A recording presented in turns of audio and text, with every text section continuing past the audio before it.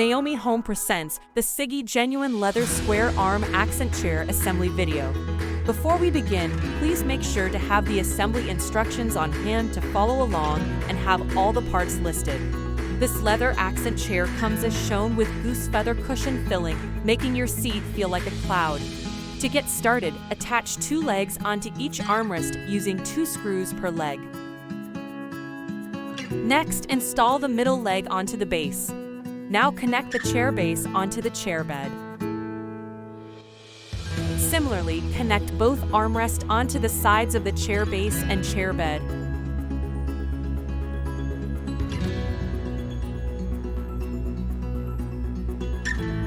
Next, remove packaging fabric from the back of the cushions and place onto the base and the back.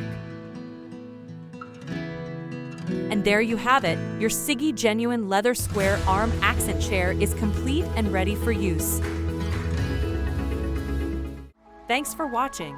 Please like, subscribe, and share for more Naomi Home content. You can find the product link and more in the description below.